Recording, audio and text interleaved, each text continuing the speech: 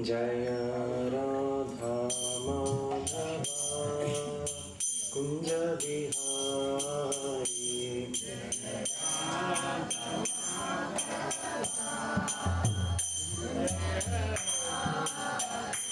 जय राधा माधवा कुंज बिहारी।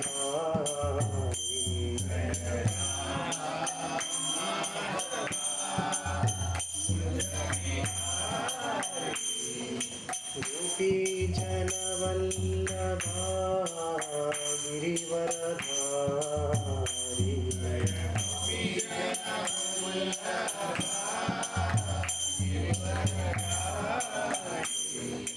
गोपी जन वल्लभा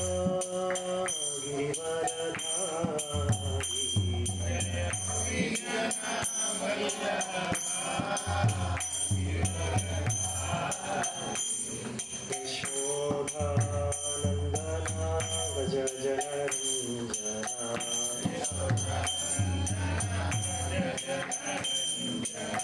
यशोदानन्दना व्रज जनरञ्जना।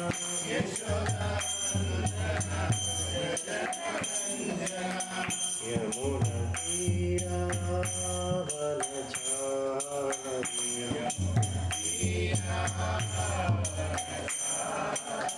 यमुनतीरावनचारी।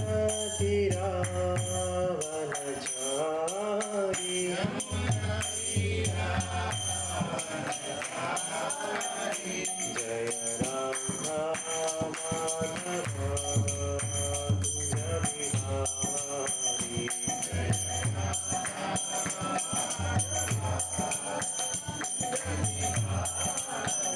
जय राधा माधवा कुंज बिहारी।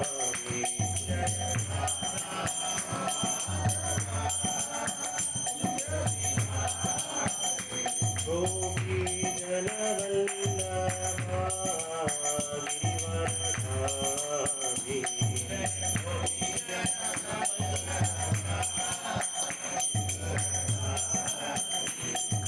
गोपी जन वल्लभा गिरिवरधारी।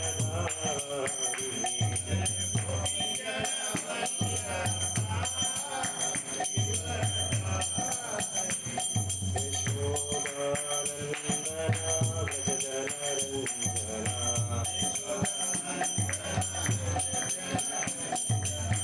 यशोदानन्दना व्रज जनरञ्जना।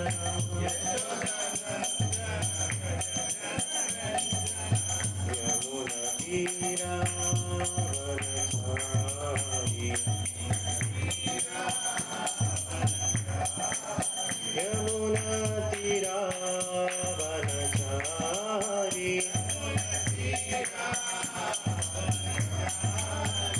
जय राधा माधवा कुंज बिहारी।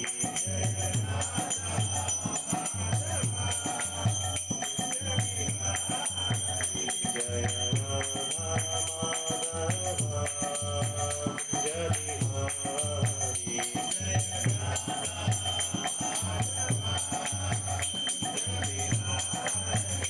हरे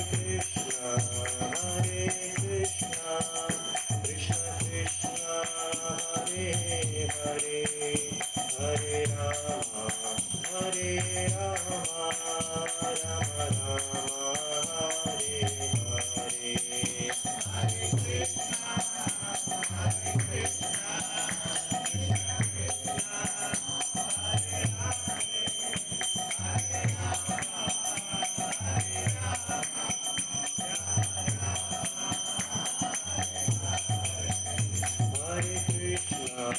हरे कृष्णा कृष्ण कृष्ण हरे हरे, हरे राम राम राम हरे हरे।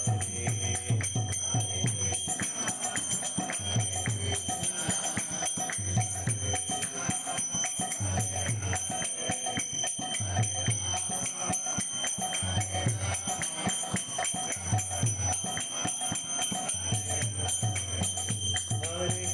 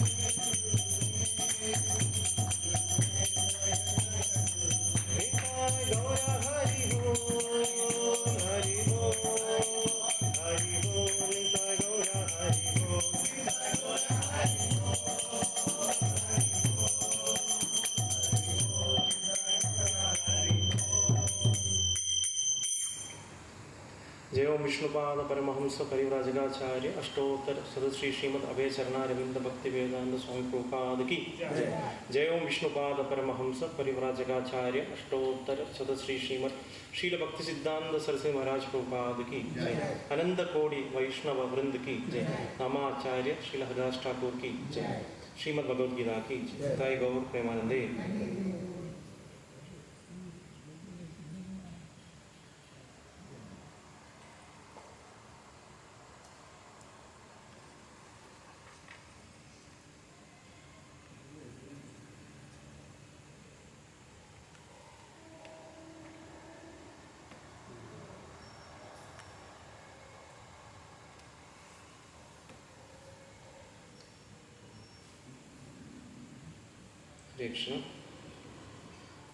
ഭഗവത്ഗീത രൂപം അധ്യായം 14 ശ്ലോകം 15 14-ാം അധ്യായത്തിലെ 15-ാമത്തെ ശ്ലോകം.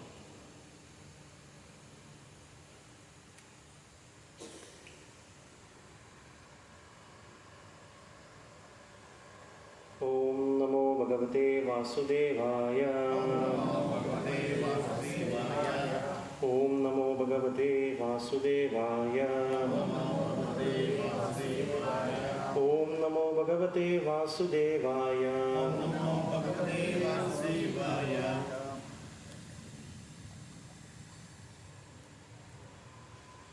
രജസി പ്രളയം ഗത്വാ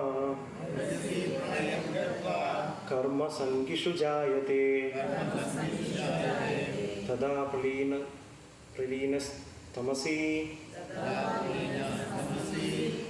മൂഢയോനിഷു ജായത്തെ. രജസി പ്രളയം ഗത്വാ കർമ്മസംഗിഷു ജായത്തെ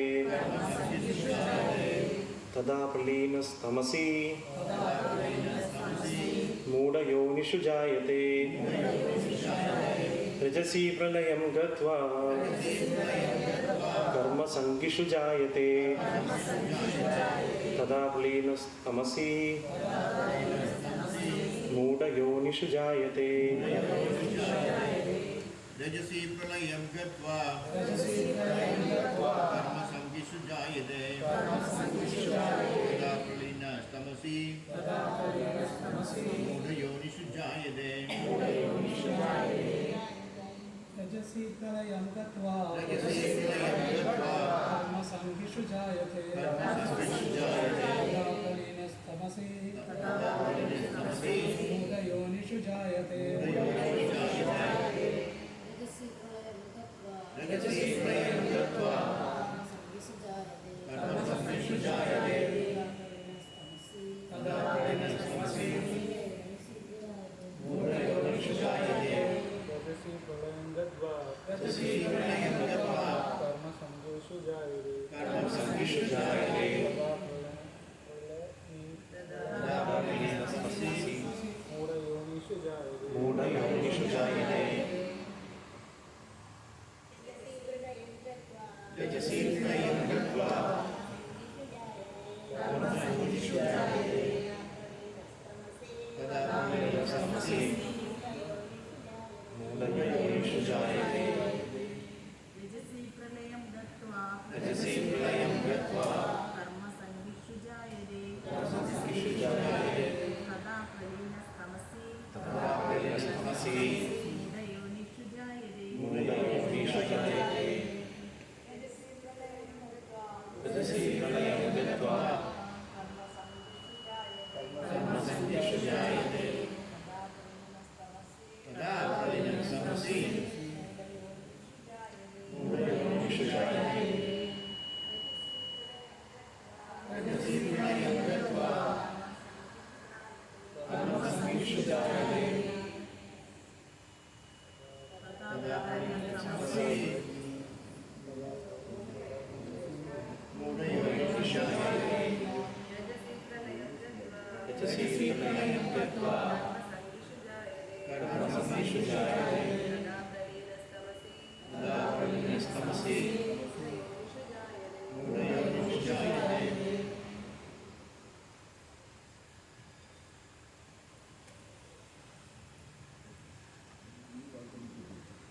ശബ്ദാർത്ഥം രജസി रजसी രജോഗുണത്തിൽ പ്രളയം മരണത്തെ ഗത്വ പ്രാപിച്ചിട്ട് കർമ്മസംഗിഷു കർമ്മസക്തന്മാരുടെ ഇടയിൽ ജായത്തെ ജനിക്കുന്നു തഥാ അപ്രകാരം തമസി തമോ ഗുണം ലീനഃ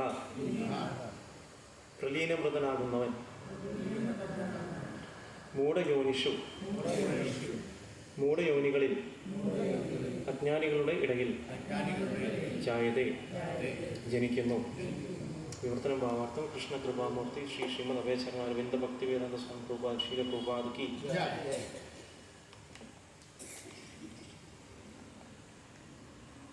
വിവർത്തനം. രജോഗുണത്തോടെയാണ് മരിക്കുന്നതെങ്കിൽ ഫലം ഉദ്ദേശിച്ച് കർമ്മങ്ങൾ ചെയ്യുന്നവർക്കിടയിൽ ജനിക്കും. തമോ ഗുണത്തോടെ മരിക്കുന്നവരാകട്ടെ മൃഗങ്ങളായിട്ടാണ് പിറക്കുക. ഭാവാർത്ഥം.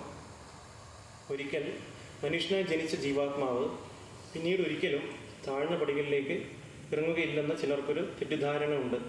തമോ ഗുണം വർദ്ധിക്കുമ്പോൾ മനുഷ്യൻ മരിച്ച ശേഷം മൃഗരൂപത്തിലുള്ള ജീവിതത്തിലേക്ക് തരം താഴ്ത്തപ്പെടുമെന്ന് ഈ ശ്ലോകം ചൂണ്ടിക്കാട്ടുന്നു. ഇങ്ങനെ അധപ്പതിച്ച നിലയിൽ നിന്ന് പരിണാമ പ്രക്രിയയിലൂടെ അയാൾക്ക് വീണ്ടും മനുഷ്യജീവിതത്തിലേക്ക് ഉയർന്നു വരണം. അതുകൊണ്ട് മനുഷ്യജീവിതത്തെപ്പറ്റി ഗൗരവത്തോടെ ചിന്തിക്കുന്നവരെല്ലാം സത്വഗുണം പരിശീലിച്ചുകൊണ്ട് സജ്ജന സമ്പർക്കത്താൽ ത്രിഗുണങ്ങളെ അതിക്രമിച്ച് കൃഷ്ണാബോധത്തിൽ ഉറച്ചു നിൽക്കേണ്ടതാണ്. ഇതാണ് മനുഷ്യജീവിതത്തിൻ്റെ ലക്ഷ്യം. ഇങ്ങനെയല്ലാതെ ഒരാൾക്ക് വീണ്ടും മനുഷ്യനായി പിറക്കാൻ കഴിയും എന്നുള്ളതിന് ഒരു ഉറപ്പുമില്ല. ജ്ഞാനതിവ്രാന്തസ്യ ജ്ഞാനാഞ്ജനശലാഖ്യ ചക്ഷുർമീലിതം ഏന തസ്മൈ ശ്രീ ഗുരുവേ നമഃ. ശ്രീ ചൈതന്യമനോഭീഷ്ടം സ്ഥാപിതം ഏന ഭൂതലേ സ്വയം രൂപഗതാമുഖ്യം ദദാന്തിശ്ച പദാന്തി. വന്ദേഹം ശ്രീഗുരും ശ്രീയുതപദകമലം ശ്രീഗുരും വൈഷ്ണവാംശ്ച ശ്രീരൂപം സാഗരജാതം സഹനനാഥം വിദന്തം സജീവം സാദ്വൈതം സാവധൂതം പരിജനസഹിതം കൃഷ്ണ ചൈതന്യദേവം ശ്രീ രാധാകൃഷ്ണ പാദാൻ സനലിതാൻ ശ്രീലാക്ഷാനന്ദാംശ.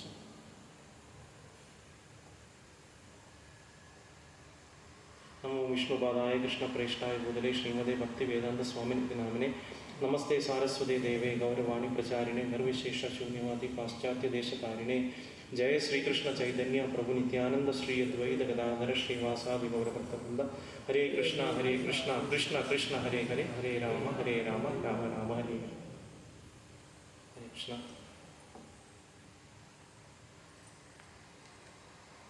അപ്പോൾ നമ്മൾ കഴിഞ്ഞ 1-2 ശ്ലോകങ്ങളായിട്ട് നമ്മൾ ചർച്ച ചെയ്യുന്നത്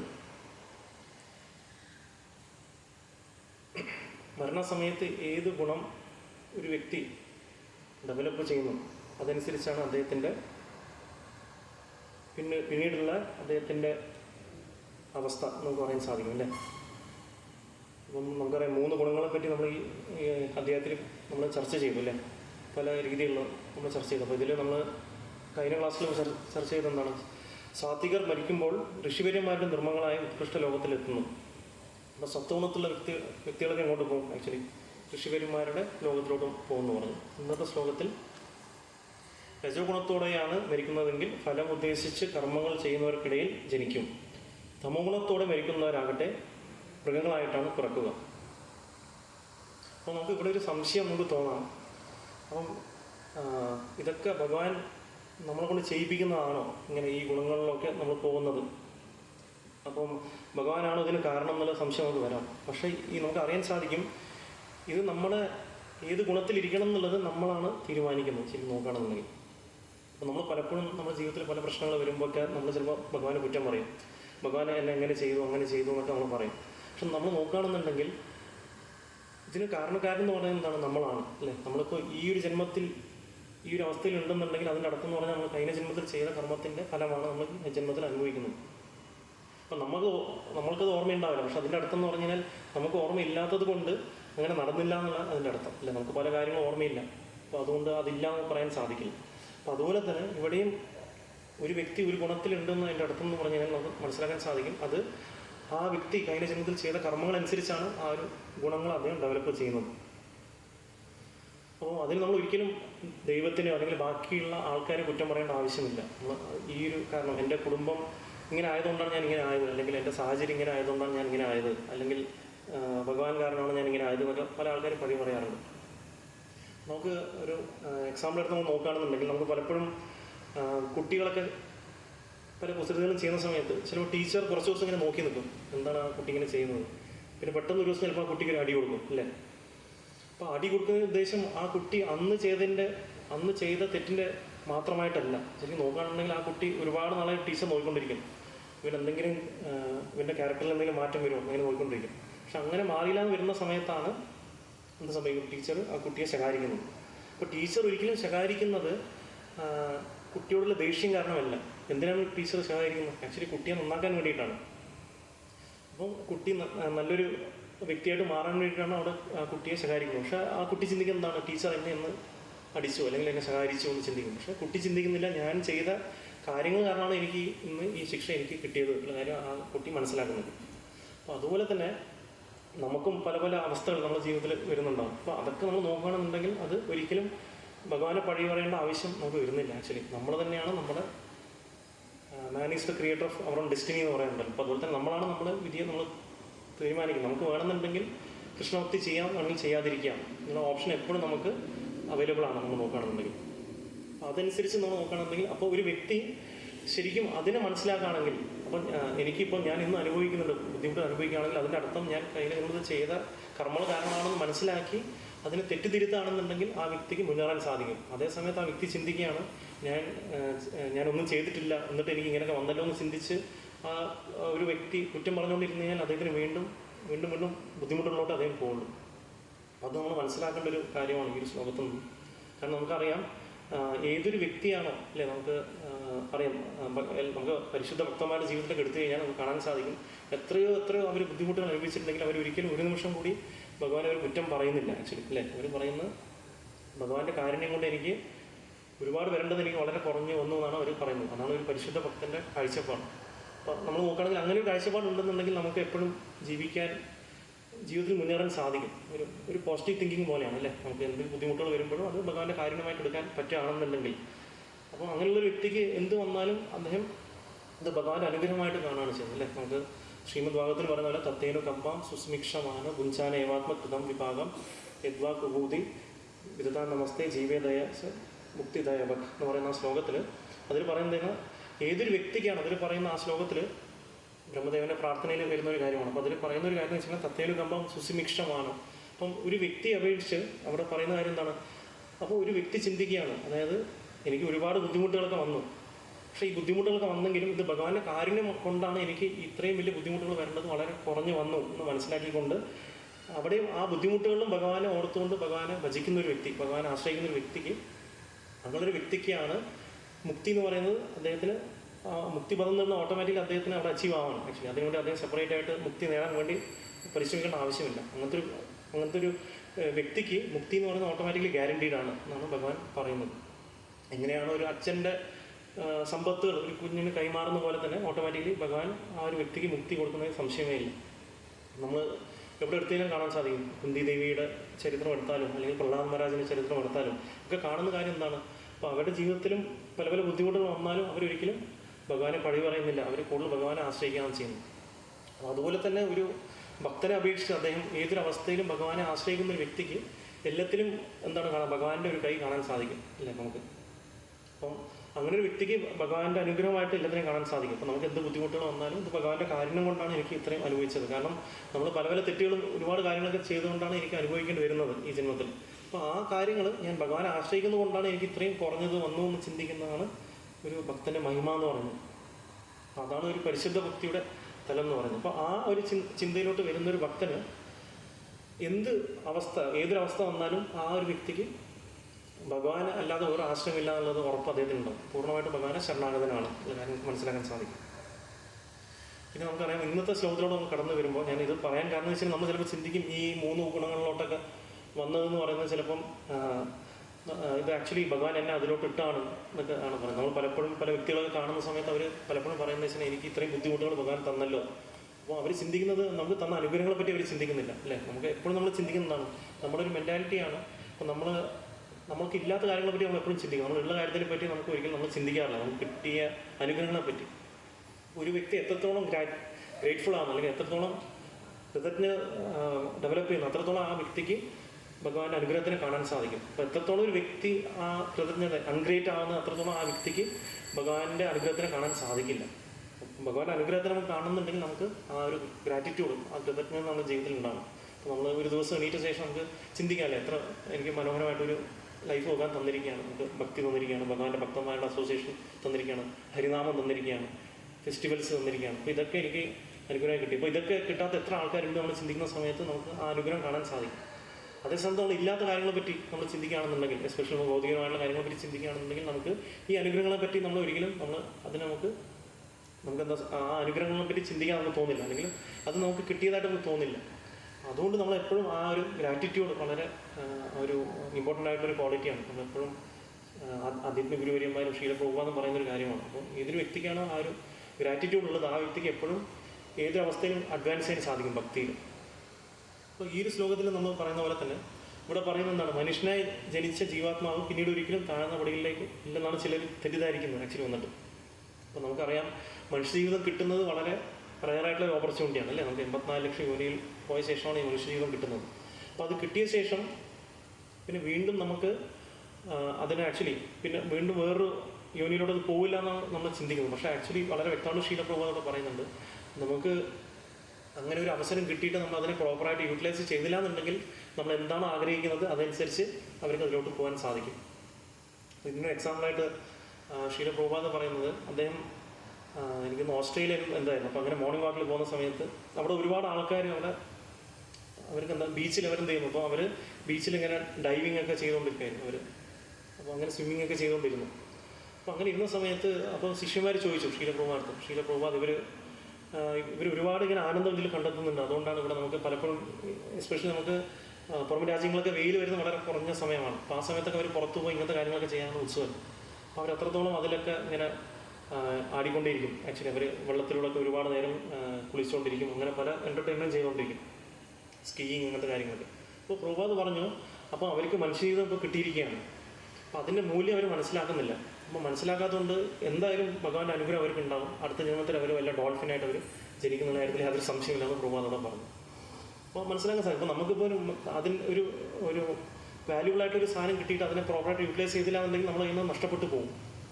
ഏതൊരു കാര്യമായാലും ശരി, നമുക്ക് ഒരു ഡിവോട്ടി അസോസിയേഷൻ കിട്ടിയിട്ട് അതിനെ പ്രോപ്പറായിട്ട് യൂട്ടിലൈസ് ചെയ്തില്ല എന്നുണ്ടെങ്കിൽ ഭഗവാൻ അതിനെ നമ്മൾ മാറ്റി നിർത്തും ചിലപ്പോൾ നമ്മുടെ ജീവിതത്തിൽ. അപ്പോൾ അതുപോലെ തന്നെ ഇവിടെ മനസ്സിലാക്കാൻ സാധിക്കും, ഒരു വ്യക്തിക്ക് മനുഷ്യജീവിതം കിട്ടിയിട്ട് അതിനെ പ്രോപ്പറായിട്ട് യൂട്ടിലൈസ് ചെയ്തില്ല എന്നുണ്ടെങ്കിൽ അദ്ദേഹത്തിന് വീണ്ടും നീ യോനിയിലോട്ട് പോകേണ്ടി വരും. പിന്നെ വീണ്ടും എന്താ സംഭവിക്കുക, പിന്നെ താഴെ പോയി പിന്നെ അതുപോലെ തന്നെ വീണ്ടും പല പല യോനികളിലൂടെ കടന്ന് ശേഷമായിരിക്കും ഈ മനുഷ്യജീവിതം നമുക്ക് കിട്ടുന്നത്. അപ്പോൾ അതുകൊണ്ട് അതിൻ്റെ വാല്യൂ നമ്മൾ എപ്പോഴും മനസ്സിലാക്കണമെന്നുള്ള കാര്യമാണ്. പക്ഷെ നിർഭാഗ്യവശാൽ നമുക്ക് മനുഷ്യജീവിതത്തിൽ അതിൻ്റെ വാല്യൂ നമുക്ക് പഠിപ്പിക്കുന്ന ഒരു ഇൻസ്റ്റിറ്റ്യൂഷനോ ഒന്നും നമുക്ക് കാണാൻ സാധിക്കില്ല ഇന്ന് ജീവിതത്തിൽ. നമ്മൾ എവിടെ പോയാലും എന്താണ് നമുക്ക് എങ്ങനെ നമുക്ക് പണം സമ്പാദിക്കാം, അല്ലെങ്കിൽ എങ്ങനെ നമുക്കൊരു ടെക്നോളജി കണ്ടുപിടിക്കാം, ഇതൊക്കെയാണ് അവർ പറയുന്നത്, സയൻറ്റിസ്റ്റുമാരും ഇതൊക്കെ. അപ്പോൾ നമുക്ക് ടെക്നോളജിയൊക്കെ നല്ലതാണ്, അതിന് കാര്യം കുറ്റം പറയുന്നില്ല. പക്ഷെ അതിനെ നമ്മൾ പ്രോപ്പറായിട്ട് അതിനെ കൃഷ്ണാബോധത്തിൽ ഉപയോഗിക്കുമ്പോഴാണ് അതിൻ്റെ പ്രോപ്പർ യൂസായിട്ട് വരുന്നത്. അല്ലാതെ നമ്മൾ അതിനെ യൂസ് ചെയ്തുകൊണ്ട് നമ്മൾ വീണ്ടും നമ്മളെന്താണ് നീ ജോലിയിലോട്ട് പോകുകയാണെന്നുണ്ടെങ്കിൽ അതിനെക്കൊണ്ട് യാതൊരു ഗുണവും ആർക്കും ഇല്ല എന്നാണ് പ്രഭുപാദ് എപ്പോഴും പറയുന്നൊരു കാര്യം. അപ്പം ഇവിടെ നമുക്ക് മനസ്സിലാക്കാൻ സാധിക്കും. അപ്പോൾ ആ രീതിയിൽ ഇപ്പം തമോ ഗുണത്തിലുള്ള വ്യക്തികളാണെന്നുണ്ടെങ്കിൽ അവരെന്താ ചിന്തിക്കുന്നത്, അപ്പോൾ അവർ രജോ ഗുണത്തിലുള്ള വ്യക്തികളാണെന്നുണ്ടെങ്കിൽ അവർ ഫലമുദ്ദേശിച്ച കർമ്മങ്ങൾക്കിടയിൽ ജനിക്കുന്നതാണ് പറയുന്നത് അല്ലേ. അപ്പോൾ രജോ ഗുണത്തിലുള്ള വ്യക്തികൾക്ക് നമുക്ക് കാണാൻ സാധിക്കും ഭയങ്കര ഒരു റെസ്റ്റ്ലെസ്നെസ് ഒന്ന് കാണാൻ സാധിക്കും. അവരെന്തെങ്കിലുമൊക്കെ ചെയ്തുകൊണ്ടേയിരിക്കും, അവർക്ക് ഒന്നും ചെയ്യാതിരിക്കാൻ സാധിക്കില്ല. നമുക്ക് എസ്പെഷ്യലി കാണാൻ പറ്റുന്ന ഒരു എക്സാമ്പിൾ ആയിരിക്കും ഈ ഷെയർ മാർക്കറ്റിലൊക്കെ ഇൻവെസ്റ്റ് ചെയ്യുന്ന ആൾക്കാരെ കാണാൻ സാധിക്കും. അവർ ഓരോ നിമിഷവും മൊബൈൽ എടുത്ത് നോക്കി ഷെയർ വാല്യൂ നോക്കും, ഉടനെ തന്നെ ഏതിലോട്ടാണ് വരണം. അപ്പോൾ ഓരോ നിമിഷവും അവരുടെ മനസ്സ് ഭയങ്കര ചഞ്ചലമായിരിക്കും. അവർക്ക് ഒരു സ്ഥലത്ത് ഫിക്സ് ചെയ്യാൻ സാധിക്കില്ല. ഞാൻ എവിടെ ഇൻവെസ്റ്റ് ചെയ്താൽ എനിക്ക് എപ്പോൾ പൈസ എത്ര റിട്ടേൺ കിട്ടും. അപ്പോൾ അങ്ങനെ അവർ ചിന്തിച്ചുകൊണ്ടേയിരിക്കും. അപ്പോൾ അങ്ങനെ ചിന്തിച്ചുകൊണ്ടിരിക്കുന്ന ഒരു വ്യക്തിക്ക് അപ്പോൾ ആ ഒരു മൂഡാണ് ഉണ്ടാവുക രജോ ഗുണത്തിൽ. അപ്പോൾ ആ വ്യക്തിക്ക് എനിക്ക് ജീവിത ലക്ഷ്യം എന്താണെന്ന് മനസ്സിലാക്കാനോ, അല്ലെങ്കിൽ ഇതിന് ഉയർന്നതായിട്ടുള്ള ഒരു ജീവിതം ഉണ്ടെന്നോ, അല്ലെങ്കിൽ എന്തുകൊണ്ടാണ് എനിക്ക് ദുഃഖങ്ങൾ വരുന്നോ അതേപ്പറ്റി ചിന്തിക്കാനുള്ള സമയമില്ല. കാരണം അദ്ദേഹത്തിന് ഷെയർ മാർക്കറ്റിൽ ഇൻവെസ്റ്റ്മെൻറ്റ് ചെയ്യാനും ആ റിട്ടേൺസ് എടുക്കാനും ഏത് ഷെയറിലാണ് ഏറ്റവും കൂടുതൽ ഇൻവെസ്റ്റ്മെൻറ്റ് കിട്ടുന്നുള്ള ചിന്തയാണ് അദ്ദേഹത്തിന് എപ്പോഴും ഉണ്ടാകും. അപ്പോൾ അങ്ങനെയുള്ളൊരു വ്യക്തിക്ക് ഈ ഒരു ചിന്ത ഒരിക്കലും വരില്ല. അപ്പോൾ നമുക്കറിയാം ഗുണങ്ങളനുസരിച്ച് ആ വ്യക്തി വീണ്ടും താഴോട്ട് പോകണം. അപ്പോൾ അതേ സമയത്ത് തമോ ഗുണത്തിലുള്ള വ്യക്തിയാണെങ്കിലോ പിന്നെ വീണ്ടും മൃഗങ്ങളായിട്ട് ജനിക്കും അല്ലേ. അപ്പോൾ നമുക്കറിയാം ഒരുപാട് ഉറങ്ങുന്ന ആൾക്കാർക്ക് പോളാർ ബെയറായിട്ട് ജനിക്കുന്നതാണ് ശാസ്ത്രങ്ങൾ പറയുന്നത്. അപ്പോൾ അതുപോലെ തന്നെ നമുക്ക് ഒരുപാട് ആലസ്യമുള്ള വ്യക്തികളും അങ്ങനത്തെ ഇതിനൊക്കെ നമുക്ക് അതനുസരിച്ച് ശാസ്ത്രങ്ങൾ വളരെ വ്യക്തമായിട്ടും ആ ഒരു രീതിയിലുള്ള ശരീരം കിട്ടും. കാരണം നിങ്ങൾക്ക് മനുഷ്യജീവിതം കിട്ടിയിട്ട് അതിനെ ആ രീതിയിൽ ഉപയോഗിച്ചില്ല എന്നുണ്ടെങ്കിൽ നമുക്ക് തീർച്ചയായിട്ടും ഭഗവാൻ നമുക്ക് ആ ഒരു ആഗ്രഹം അനുസരിച്ചുള്ള ഒരു ശരീരം നമുക്ക് കിട്ടുന്നതാണ് ശാസ്ത്രങ്ങൾ പറയുന്നത്. കാരണം നമുക്ക് വളരെ വ്യക്തമായിട്ടും ശാസ്ത്രങ്ങൾ പറയുന്ന ഒരു കാര്യമാണ് നമുക്ക് എന്താണ് ധർമ്മം. അപ്പോൾ ധർമ്മം എന്താണ് മനസ്സിലാകാത്ത വ്യക്തികൾ മൃഗങ്ങൾക്ക് തുല്യമാണെന്നാണ് ശാസ്ത്രങ്ങൾ പറയുന്നത് അല്ലേ. ഇപ്പോൾ നമുക്ക് പറയുന്ന കാര്യമാണ് ആഹാര നിദ്ര ഭയമേതുനംശ്ച സാമാന്യമേത പശുവിർ നരാണ ധർമ്മോഹി തേഷാം അധികോ വിശേഷോ ധർമ്മേന ഹീന പശുവിൽ സമാന. അപ്പോൾ പറയുന്ന കാര്യമാണ് ആഹാര നിദ്ര ഭയമൈതുനംശ്ച. അപ്പോൾ 4 കാര്യങ്ങളാണ് എല്ലാവരും ചെയ്യുന്ന കോമൺ ആയിട്ടുള്ള കാര്യം അല്ലേ. ആഹാരം കഴിക്കുന്നത്, നമ്മൾ ആഹാരം കഴിക്കുന്നു, മൃഗങ്ങളും ആഹാരം കഴിക്കുന്നു. അപ്പോൾ നമ്മൾ ചിലപ്പോൾ എന്താ ചെയ്യുന്നത്, 5 സ്റ്റാർ ഹോട്ടലിൽ പോയി കഴിക്കുകയാണ്. നമ്മൾ ഒരുപാട് കഷ്ടപ്പെട്ട് പൈസ ഉണ്ടാക്കി ആ പൈസ നമ്മൾ അവിടെ 5 സ്റ്റാർ ഹോട്ടലിൽ പോയി ചിലവഴിക്കുകയാണ്. പക്ഷേ മൃഗങ്ങൾക്കാണെങ്കിൽ അങ്ങനെ കഷ്ടപ്പെടുന്ന ആവശ്യമില്ല, അവർക്ക് അവിടെ പോയി കഴിഞ്ഞാൽ ഭക്ഷണം കിട്ടും. പിന്നെ ആഹാരം നിദ്രയാണെന്നുണ്ടെങ്കിൽ നമ്മൾ ചിലപ്പം AC റൂമിൽ നമ്മൾ കറണ്ടൊക്കെ ബില്ലൊക്കെ അടച്ച് നമ്മൾ ഉറങ്ങുന്ന സമയത്ത് നമ്മൾ കെട്ടിവെച്ച് ഏതെങ്കിലും സ്ഥലത്തിലായിരിക്കും നമ്മൾ വന്ന് അവർ കിടന്നുറങ്ങും. നമ്മൾ ചിലപ്പോൾ KVR കാണാൻ സാധിക്കും, നമ്മൾ പട്ടികളൊക്കെ വന്ന് കിടന്നുറങ്ങുന്നുണ്ട്. അപ്പോൾ അതുപോലെ തന്നെ നിദ്ര. പിന്നെ ഭയമൈതുനംശ്ച അല്ലേ. അപ്പോൾ എല്ലാവരും ഭയക്കുന്നുണ്ട് അല്ലേ, നമ്മളെല്ലാവർക്കും ആ ഭയമുണ്ട്. അതുകൊണ്ടാണ് നമുക്ക് രാജ്യങ്ങൾ അങ്ങോട്ടും ഇങ്ങോട്ടും തമ്മിൽ യുദ്ധം ചെയ്യുന്നതും മിസൈലുകളും ഇതൊക്കെ കണ്ടുപിടിക്കുന്നത്. അതുപോലെ തന്നെ നമ്മൾ ബാക്കി മൃഗങ്ങൾ നോക്കുകയാണെങ്കിൽ അവരതുപോലെ തന്നെ അവർക്ക് യുദ്ധം ചെയ്യാനോ അല്ലെങ്കിൽ ഭയക്കാൻ വേണ്ടിയിട്ട് അവർക്കുള്ള ഇതും ഭഗവാൻ കൊടുത്തിരിക്കുകയാണ് അല്ലേ. അവർക്ക് നഖങ്ങളും കാര്യങ്ങളൊക്കെ കൊടുത്തിരിക്കുകയാണ്. മൈഥുനം ചെയ്യുന്ന കാര്യങ്ങൾ അത് രണ്ടിലും കോമൺ ആയിട്ടുള്ള കാര്യം തന്നെയാണ്. അപ്പോൾ ഈ ഒരു കാര്യത്തിനെ പറ്റി നമ്മൾ നോക്കുകയാണെന്നുണ്ടെങ്കിൽ ഈ 4 കാര്യവും കോമൺ ആണ്. അപ്പോൾ നമ്മൾ ശരിക്കും ചിന്തിക്കുകയാണെങ്കിൽ ഇന്ന് ഭക്തിയെ മാറ്റി നിർത്തിക്കഴിഞ്ഞാൽ ആൾക്കാർ ചെയ്യുന്ന ഈ കാര്യങ്ങളും മൃഗങ്ങൾ ചെയ്യുന്ന കാര്യങ്ങളും നമ്മൾ എന്തെങ്കിലും വ്യത്യാസമുണ്ടോ? ഒന്നുമില്ല. നമ്മളൊരു പോളിഷ്ഡ് ആയിട്ടുള്ളൊരു ആനിമൽ സിവിലൈസേഷൻ നമുക്ക് പറയാം ആക്ച്വലി നോക്കുകയാണെന്നുണ്ടെങ്കിൽ. വേറൊരു വ്യത്യാസം നമുക്ക് ഇവിടെ കാണാൻ സാധിക്കില്ല. ഇപ്പോൾ 2 പേര് ചെയ്യുന്ന കാര്യങ്ങൾ ഒന്ന് തന്നെയാണ്. പക്ഷെ അത് ഒന്നെന്ന് വെച്ചാൽ ഒരു കുറച്ചുകൂടി ലക്ഷ്യൂറിയസ് ആയിട്ട് ഒരാൾ ചെയ്യുന്നു, മൃഗങ്ങളത് സാധാരണ രീതിയിൽ ചെയ്യുന്നുള്ള കാര്യമാണ്. അപ്പോൾ ഈ 2 കാര്യങ്ങളാണ് ഇപ്പോൾ ആഹാര നിദ്ര ഭയമൈതുനംശ്ച സാമാന്യമേത പശുവിർ നരാണം. അപ്പോൾ ഈ 2 കാര്യങ്ങളും 2 കൂട്ടർക്കും കോമൺ ആയിട്ടുള്ള കാര്യങ്ങളാണ്. ആഹാരം, നിദ്ര, ഭയം, വചനനിഷ്ഠ. പിന്നെ എന്താണ് വ്യത്യാസം വരുത്തുന്നത്? ധർമ്മോഹി തേഷാം അധികോ വിശേഷോ. ധർമ്മമാണ് ഒരു മനുഷ്യനെ മൃഗങ്ങളിൽ നിന്ന് വ്യത്യാസം വരുത്തുന്നത്. ധർമ്മം എന്ന് പറഞ്ഞാൽ എന്താണ്? ധർമ്മത്വ സാക്ഷാത് ഭഗവത് പ്രണീതം. ഭഗവാന്റെ ഇച്ഛയ്ക്കനുസരിച്ച് നമ്മൾ പ്രവർത്തിക്കേണ്ടതാണ് ധർമ്മത്തിൻ്റെ യഥാർത്ഥ ഡെഫിനിഷൻ എന്ന് പറയുന്നത് അല്ലേ. നമുക്കറിയാം, ഒരു പഞ്ചസാരയുടെ ധർമ്മം എന്ന് പറയുന്നത് എന്താണ്? മധുരമാണ് അല്ലേ. ഉപ്പിൻ്റെ ധർമ്മം എന്ന് പറഞ്ഞാൽ ആ ഒരു ഉപ്പ് രസമാണ്. അപ്പം അതുപോലെ തന്നെ വെള്ളത്തിൻ്റെ ധർമ്മം എന്ന് വെച്ചാൽ അത് ഒഴുകാനുള്ള കാര്യമാണ്. അതുപോലെ തന്നെ ജീവാത്മാവിൻ്റെ ധർമ്മമാണ് ഭഗവാനെ സേവിക്കാനുള്ള കാര്യമാണ്. അതുപോലെ തന്നെ ആ ധർമ്മം ധർമ്മോഹി ദേശം അധികോ വിശേഷം. ആ ധർമ്മമാണ് ഒരു മനുഷ്യനെ മൃഗത്തിൽ നിന്ന് എക്സ്ട്രാ ആയിട്ട് നമുക്ക് കാണാൻ സാധിക്കും അല്ലേ. മനുഷ്യനെ ആക്കുന്നത് എന്താണ്? ധർമ്മമാണ് മനുഷ്യനെ ആക്കുന്നത്. ആക്ച്വലി ധർമ്മമില്ലെങ്കിൽ ധർമ്മോഹി ദേശം അധികോ വിശേഷം ധർമ്മേന ഹീന പശുവിൽ സമാനം. അപ്പോൾ പശു എന്ന് പറയുന്നത് സംസ്കൃതത്തിൽ മൃഗങ്ങളെയാണ്. അപ്പോൾ ധർമ്മമില്ലെങ്കിൽ മനുഷ്യന്മാരും മൃഗങ്ങളും സെയിം ആണെന്നാണ് ശാസ്ത്രങ്ങൾ പറയുന്നത്. അപ്പോൾ അറിയില്ല. അപ്പോൾ എന്താ നമുക്ക് പറയാം? അപ്പോൾ ആക്ച്വലി നമ്മൾ നോക്കുകയാണെങ്കിൽ ഇപ്പോൾ നമ്മൾ മൃഗജീവിതത്തിലൂടെ ധർമ്മം കൂട്ടുമ്പോഴാണ് ശരിക്കും മനുഷ്യജീവിതം വരുന്നത്. അപ്പോൾ മനുഷ്യജീവിതം മൈനസ് ധർമ്മം എന്ന് പറയുന്നത് മൃഗത്തിന് തുല്യമാണെന്നാണ് ഒരു ഫോർമുലയായിട്ട് നമ്മൾ പറയുകയാണെങ്കിൽ മനസ്സിലാക്കാൻ സാധിക്കുക. അപ്പോൾ അതുകൊണ്ട് മനുഷ്യജീവിതത്തിൻ്റെ യഥാർത്ഥ ലക്ഷ്യത്തിനെ പറ്റി ശീല പ്രഭുപാദ് പറയുന്നുണ്ട്. അപ്പോൾ പ്രഭുപാദിൻ്റെ ഭാവത്തിൽ നിന്ന് കാര്യം ഇവിടെ കാണാൻ സാധിക്കും. ഇവിടെ ഗുണങ്ങളെപ്പറ്റി പറഞ്ഞെങ്കിലും ഇവിടെ മനുഷ്യജീവിതത്തിൻ്റെ ഇമ്പോർട്ടൻസിനെ പറ്റി വളരെ ഗൗരവത്തോടെ എടുക്കണം എന്നുള്ള കാര്യം പ്രഭുപാദ് അവിടെ പറയുന്നുണ്ട്. അപ്പം നമുക്ക് മനുഷ്യജീവിതം കിട്ടിയിട്ട് നമ്മളത് പ്രോപ്പറായിട്ട് യൂട്ടിലൈസ് ചെയ്തില്ല എന്നുണ്ടെങ്കിൽ നമുക്ക് വീണ്ടും നീച യോനിയിലോട്ട് പോകേണ്ടി വരുന്നുള്ള കാര്യം ഒരു വാണിംഗ് ആണ് ഇവിടെ ശീല പ്രഭുപാദ് തരുന്നത്. അപ്പം അതിന് നമുക്ക് മനസ്സിലാക്കാൻ സാധിക്കും. അപ്പോൾ നമ്മൾ സ്കൂളിലൊക്കെ പോയി പഠിച്ചെങ്കിലും ഈ വിദ്യയെപ്പറ്റി ആരും നമുക്ക് പറഞ്ഞു തന്നില്ല. പക്ഷേ ശീല പ്രഭുപാദിൻ്റെയും ഭക്തന്മാരുടെയും ഒക്കെ കാരുണ്യം കൊണ്ടാണ് നമുക്ക് ഇതിനെപ്പറ്റി ഈ കൃഷ്ണാവധത്തിനെ പറ്റി നമുക്ക് മനസ്സിലാക്കാൻ സാധിച്ചത്. അതിന് നമ്മളെപ്പോഴും ആ ഒരു നന്ദി അവർക്ക് രേഖപ്പെടുത്തേണ്ടതാണ്. അപ്പോൾ അതുകൊണ്ടാണ് നമുക്ക് ഈ ഒരു എന്താ പറയുക രാജ്യവിദ്യയെ പറ്റി നമുക്ക് മനസ്സിലാക്കാൻ ഇവിടെ സാധിച്ചത്. അപ്പം അങ്ങനെ കാലക്രമേണ ഇപ്പോൾ ഇവിടെ പ്രഭുപാദ് പറയുന്നതാണ്. അപ്പം ഒരു വ്യക്തി ഇപ്പോൾ രജോഗുണത്തിലാണെങ്കിൽ തമോഗുണത്തിലൊക്കെ ആയിരിക്കും നമുക്ക്. കാരണം നമ്മളെല്ലാവരും കൂടുതലും തമോഗുണത്തിൽ രജോഗുണത്തിലാണ് ഉള്ളത്. അപ്പോൾ അങ്ങനെ ഉണ്ടെങ്കിൽ കൂടി നമ്മൾ എന്താ ചെയ്യുക? നമ്മൾ സത്വഗുണത്തിലോട്ട് കയറി വന്ന് വിശുദ്ധ സത്വത്തിലോട്ട് വരണം എന്നാണ് പ്രഭുപാദ് ഇവിടെ പറയുന്നത്. അപ്പോൾ എന്താണ്? അപ്പോൾ അതിന് വേണ്ടിയിട്ടാണ് നമുക്ക് ഭക്ത സമൂഹം എന്ന് പറയുന്നത്. അപ്പോൾ പ്രഭുപാദ് പറയുന്നൊരു കാര്യമാണ്. അപ്പം ഒരു ഇൻ്റർവ്യൂവർ ചോദിക്കും, പ്രഭുപാദ് നിങ്ങൾ എന്തിനാണ് ഇത്ര അമ്പലങ്ങളൊക്കെ കെട്ടിയത്? ഇതിൻ്റെയൊക്കെ ആവശ്യമുണ്ടോ എന്നൊക്കെ അദ്ദേഹം ചോദിച്ചു. ചാലഞ്ചിങ് മോഡോട് ചോദിച്ചു. അപ്പോൾ പ്രഭുപാദ് പറഞ്ഞു, അപ്പോൾ നമുക്ക് വേണമെന്നുണ്ടെങ്കിൽ ഒരു 4 കൂരയുള്ള ചെറിയൊരു കുടിലിൽ നിൽക്കാൻ നമുക്ക് ബുദ്ധിമുട്ടില്ല. അതിൽ നമുക്ക് നിന്ന് ഭക്തി ചെയ്യാൻ സാധിക്കും. പക്ഷെ നിങ്ങളെപ്പോലുള്ള ആൾക്കാരെ കൃഷ്ണഭക്തിയിലോട്ട് കൊണ്ടുവരുന്നുണ്ടെങ്കിൽ ഇതുപോലെ വലിയ വലിയ അമ്പലങ്ങൾ കെട്ടിയാലേ നിങ്ങൾ അതിലോട്ട് വരുള്ളൂ പ്രഭുപാദ് അവിടെ പറഞ്ഞു. കാരണം ആൾക്കാർക്ക് എന്താണ് എന്തെങ്കിലും വ്യത്യാസമായിട്ടുള്ള കാര്യങ്ങൾ കണ്ടാലേ അവർക്ക് പോകാൻ സാധിക്കുള്ളൂ അല്ലേ. അപ്പോൾ നമുക്ക് എന്തെങ്കിലും ഇപ്പോൾ പുതിയ ലുലു മാൾ വന്നു എന്ന് പറയുമ്പോൾ ആൾക്കാർ അവിടെ ഓടിക്കയറും അല്ലേ. അപ്പോൾ അതുപോലെ തന്നെ നമുക്ക് കാണാൻ സാധിക്കും എന്തെങ്കിലും വ്യത്യാസമായിട്ട് എന്തെങ്കിലും ഉണ്ടെങ്കിൽ ആൾക്കാർ വരും. അപ്പോൾ അതുകൊണ്ടാണ് പ്രഭുപാദ് ഇത്രയും വലിയ വലിയ അമ്പലങ്ങൾ നമുക്ക് ജുഹുവിലും ഒക്കെ നമ്മൾ കെട്ടുന്ന സമയത്ത് ഒരുപാട് കഷ്ടപ്പെട്ടെങ്കിലും പ്രഭുപാദ് ആ അമ്പലം കെട്ടിയത്. എസ്പെഷ്യലി നമുക്ക് പ്രഭുപാദ് ലീലാമൃതം വായിക്കുന്ന സമയത്ത് കാണാൻ സാധിക്കും. ശീല പ്രഭുപാദ് ആദ്യം അദ്ദേഹം ജലദൂത കപ്പൽ കയറുന്നതിന് മുമ്പ് സുമർത്തി മൊരാർജിയെ കാണാൻ പോയ സമയത്തും അദ്ദേഹം പോയ സമയത്ത് ഈ ജുഹു പ്രോപ്പർട്ടി അദ്ദേഹം കണ്ട സമയത്ത് അദ്ദേഹത്തിൻ്റെ മനസ്സിൽ തോന്നി ഇവിടെ ഒരു അമ്പലം കെട്ടിയാൽ നന്നായിരിക്കുന്ന അദ്ദേഹത്തിന് ആഗ്രഹം തോന്നി. അപ്പോൾ അദ്ദേഹം അത് ചിന്തിച്ച് അത് 1965 അപ്പോൾ വീണ്ടും അദ്ദേഹം 1971 വന്ന സമയത്തും വീണ്ടും ബോംബെയിലൂടെ അദ്ദേഹം പണ്ടിൽ പ്രോഗ്രാം കണ്ടക്ട് ചെയ്ത ശേഷവും അദ്ദേഹം ആ പ്രോപ്പർട്ടിയിലൂടെ പോകുന്ന സമയത്ത് അത് വീണ്ടും കണ്ടപ്പോൾ അദ്ദേഹത്തിന് ആഗ്രഹം തോന്നുകയും അപ്പം അവിടെ ഒരു മിസ്റ്റർ എൻ എന്ന് പറഞ്ഞൊരു വ്യക്തി ആ സ്ഥലം വിൽക്കുകയും ചെയ്തു. അപ്പോൾ അത് ആക്ച്വലി ഒരു പരിശുദ്ധ ഭക്തന് അറിയാൻ സാധിക്കും എവിടെയാണ് ഭഗവാന്റെ ഒരു അമ്പലം വരണമെന്ന് കൂടി. അപ്പോൾ അദ്ദേഹം അങ്ങനെ ആ അമ്പലം ഒരുപാട് അതിൻ്റെ പിന്നിൽ എന്തോ അത് ആക്ച്വലി ഒരുപാട് ശരിക്കും ഒരു യുദ്ധം തന്നെ നടന്നു. ആക്ച്വലി ഗിരിരാജ് മഹാരാജിൻ്റെ ഒരു ബുക്ക് തന്നെയുണ്ട് actually I will build A temple എന്നുണ്ട്. അപ്പോൾ അതിൽ ഡീറ്റെയിൽ ആയിട്ട് കൊടുത്തിട്ടുണ്ട്. അപ്പോൾ അത്രത്തോളം കഷ്ടപ്പെട്ടാണ് ശീല പ്രഭുപാദ് ആ അമ്പലം പണിഞ്ഞത്. അപ്പോൾ ആ ശിഷ്യന്മാരൊക്കെ വിചാരിച്ചു പ്രഭുപാദ് എന്തിനാണ് ഈ കാട്ടിൻ മൂലയിൽ ഈ അമ്പലം കെട്ടുന്നത്? ഇവിടെ കൊതുകടിയും ആൾക്കാരുടെ ബുദ്ധിമുട്ടുകളും അവിടെ ഒരുപാട് ലോക്കൽ സപ്പോർട്ട് ഇല്ലാതെയും ഒരു തവണ അമ്പലം കെട്ടിയ സമയത്ത് അത് അവരുടെ ആൾക്കാരൊന്ന് പൊളിക്കുകയൊക്കെ ചെയ്തു. ഒരുപാട് ബുദ്ധിമുട്ടുകൾ അനുഭവിച്ചെങ്കിലും പ്രഭുപാദ് പല സ്ഥലങ്ങളിലും അദ്ദേഹം യാത്ര ചെയ്ത സമയത്തിൽ എപ്പോഴും അദ്ദേഹത്തിൻ്റെ മനസ്സിൽ ജുഹു അമ്പലം കെട്ടണം, അവിടെ എന്ത് സംഭവിച്ചുള്ള ചിന്തയായിരുന്നു അദ്ദേഹത്തിൻ്റെ മനസ്സിൽ എപ്പോഴും ഉണ്ടാകും. അപ്പോൾ ഓരോ ദിവസവും അദ്ദേഹം ടെലിഗ്രാമൊക്കെ അയച്ച് നോക്കിക്കൊണ്ടേയിരുന്നു എന്ത് സംഭവിച്ചു എന്ന് പറഞ്ഞിട്ട്. അപ്പം അങ്ങനെയാണ് ആ ഒരു അമ്പലം നമുക്ക് പോകുന്ന സമയത്ത് കാണാൻ സാധിക്കും. അമ്പലം വന്ന ശേഷം ആ ഒരു ഏരിയ കംപ്ലീറ്റ് ഒരു എലൈറ്റ് ഏരിയ ആയിട്ട് മാറി. അപ്പോൾ പരിശുദ്ധ ഭക്തന് ആ വിഷൻ ഉണ്ട് എന്താണ് ഇവിടെ സംഭവിക്കാൻ. നമ്മൾ ചിലപ്പോൾ നമ്മുടെ തോന്നലുണ്ട്, നമ്മൾ ചിന്തിക്കും ഇവിടെയൊക്കെ എന്ത് വരും നമ്മൾ ചിലപ്പോൾ ചിന്തിക്കും. പക്ഷേ ആക്ച്വലി ഒരു അമ്പലം വരുമ്പോൾ ഓട്ടോമാറ്റിക്കലി ആ ഒരു ഏരിയ കൂടി ഡെവലപ്പ് ആവുകയാണ് ചെയ്യുന്നത്. കാരണം അത്രയും ഭക്തന്മാർക്ക് അവിടെ വന്ന് ഭഗവാനെ ശരണം പ്രാപിക്കാനുള്ളൊരു അവസരവും പരിശുദ്ധ ഭക്തി പ്രാക്ടീസ് ചെയ്യാനുള്ളൊരു സ്ഥലമാണുള്ളത്. അപ്പോൾ അതുകൊണ്ട് ആ ഒരു ഇതാണ് നമുക്ക് കിട്ടിയിരിക്കുന്നത്. നമുക്കൊരു അങ്ങനെ ഒരു കമ്മ്യൂണിറ്റിയും അല്ലെങ്കിൽ നമുക്കൊരു അമ്പലമൊക്കെ തന്ന എന്താണ് നമ്മളെ ഈ രജോഗുണവും തമോഗുണമുള്ള വ്യക്തികളെ സത്വഗുണത്തിലോട്ട് കൊണ്ടുവന്ന് വിശുദ്ധ സത്വത്തിലോട്ട് കൊണ്ടുവരാൻ വേണ്ടിയിട്ടാണ് നമുക്ക് ഈ ഫെസ്റ്റിവൽസും അമ്പലവും നാമജപവും ഭക്തന്മാരുടെ സംഘമൊക്കെ ഉള്ളത്. നമ്മൾ ഈ ഒരു ഇതിന് നമ്മളൊരു ബാറ്ററി റീചാർജ് പോയി എടുക്കുക. നമുക്ക് ഈ ക്ലാസ്സുകളൊക്കെ എടുത്തുകൊണ്ട് നമുക്ക് നമ്മൾ എന്താ ചെയ്യുക, ഇതിനെ നമ്മൾ യൂട്ടിലൈസ് ചെയ്തുകൊണ്ട് നമ്മൾ എന്താ ചെയ്യുക, നമ്മൾ നമ്മുടെ ഈ ഗുണങ്ങളിൽ നിന്ന് മുന്നോട്ട് വരാൻ ശ്രമിക്കുകയുള്ള കാര്യമാണ് ശീല പ്രഭുപാദ് എപ്പോഴും പറയുന്നത്. അല്ലാന്നുണ്ടെങ്കിൽ നമ്മൾ നമ്മുടെ ജീവിതത്തിനെ വേസ്റ്റ് ചെയ്യുകയാണ് ചെയ്യുന്നതെന്നാണ് പ്രഭുപാദ് പറയുന്നത്. നമുക്ക് പലപ്പോഴും ഇതൊക്കെ ഇവിടെ ഇരുന്ന് എനിക്ക് പറയാൻ വളരെ എളുപ്പമാണ്, പക്ഷെ എന്നാൽ നമ്മൾ മറന്നുകൊണ്ടേയിരിക്കും.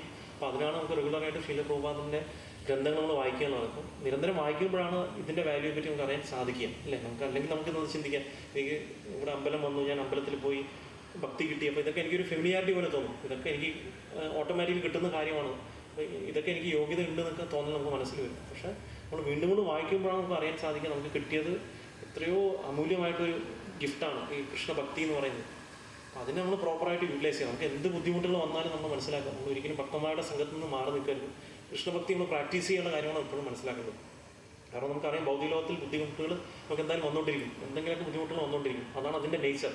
പക്ഷെ നമ്മളെന്താ ചെയ്യാം, ഏതൊരു വ്യക്തിയാണോ നമ്മൾ ഈ ഭക്തസംഘത്തിൽ മുറുകെ പിടിച്ച് അദ്ദേഹം ഭഗവാനെ ഭക്തമായിട്ട് ശരണം പ്രാപിക്കുന്നത്, ആ വ്യക്തിക്ക് ഭഗവാന്റെ കാരുണ്യം കൊണ്ട് ആ വ്യക്തിക്ക് ആ ബുദ്ധിമുട്ടുകളെ തരണം ചെയ്യാൻ സാധിക്കുകയും ചെയ്യും. ആ വ്യക്തിക്കാണ് റിയലി അദ്ദേഹം ഒരു ഗ്ലോറിയസ് ആയിട്ട് മാറുകയും ചെയ്യും എന്നുള്ളതാണ്.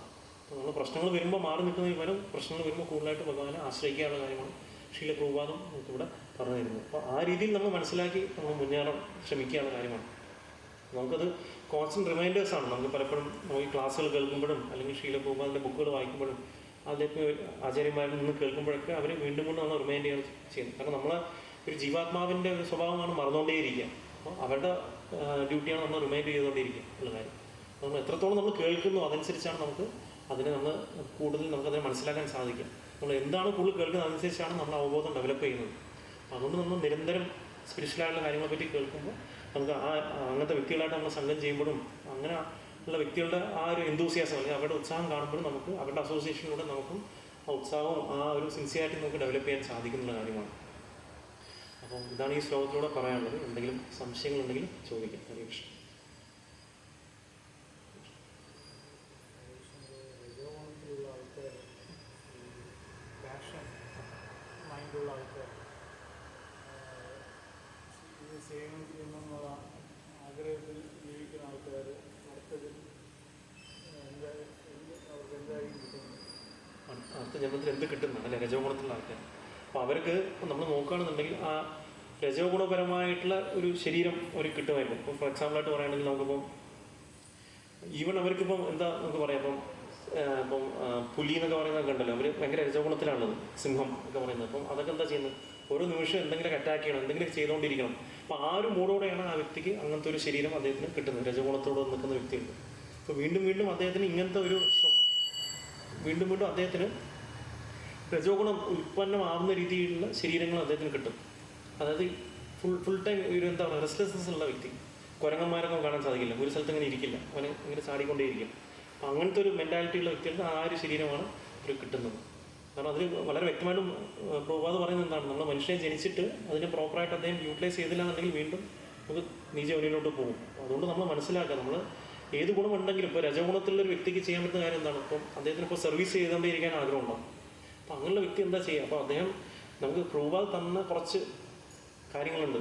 എന്താണ് 16 മാല ജപിക്കുക, ശ്രീമദ് ഭാഗം ക്ലാസ് അറ്റൻഡ് ചെയ്യുക. അപ്പോൾ ഈ കാര്യങ്ങളൊക്കെ ചെയ്ത ശേഷം പിന്നെ അദ്ദേഹത്തിന് സേവനം ചെയ്യാനോ പുറത്തു പോയി എന്തെങ്കിലും പാത്രങ്ങൾ, ഇപ്പോൾ ചിലവർക്കൊക്കെ അങ്ങനെ എന്തെങ്കിലും ചെയ്യുമ്പോൾ പാത്രങ്ങൾ തേക്കാം അല്ലെങ്കിൽ എന്തെങ്കിലും സർവീസ് ചെയ്തുകൊണ്ടിരിക്കാൻ ആഗ്രഹമുണ്ട്. അപ്പോൾ ആ ഒരു നമ്മൾ ആ സർവീസ് ചെയ്യേണ്ട മൂഡുണ്ടാവും. അതിന് നമ്മൾ കൃഷ്ണാബോധത്തിലോട്ട് അതിനെ ലയിപ്പിക്കുകയാണ് കാര്യമാണ്, ഡോട്ടയിൽ ചെയ്യാനുള്ള കാര്യമാണ് ചെയ്യേണ്ടത്. അപ്പോൾ എന്താ ചെയ്യുക, നമ്മൾ ബേസിക്കായിട്ടുള്ള നമ്മളൊരു ഇൻസ്ട്രക്ഷൻ എല്ലാവർക്കും ഉണ്ട്. 16 മാല ജപിക്കുക, ശീലപ്രബോധന ഗ്രന്ഥങ്ങൾ വായിക്കുക, 4 യജ്ഞങ്ങൾ പാലിക്കുക. അത് നമ്മൾ ഫോളോ ചെയ്തുകൊണ്ട് പിന്നെ നമ്മുടെ നമുക്ക് ചില ഒരു ടേസ്റ്റ് ഉണ്ടാവും ഓരോ വ്യക്തികൾക്ക്. ചില വ്യക്തികൾക്ക് ഇപ്പോൾ എന്തെങ്കിലും അങ്ങനത്തെ സർവീസുകൾ, ഫിസിക്കൽ സർവീസുകളായിരിക്കും താല്പര്യം. അപ്പോൾ അത് ആ രീതിയിൽ അവർ ചെയ്യുന്ന സമയത്ത് കാലക്രമേണ അത് ആ ഒരു രജഗുണം ഉണ്ടെങ്കിലും പക്ഷേ അത് ഭഗവാന സേവനത്തിൽ യൂട്ടിലൈസ് ചെയ്യുന്ന സമയത്ത് അത് ഭക്തിയുടെ സേവനമായിട്ട് മാറാണ് ചെയ്യുന്നത്.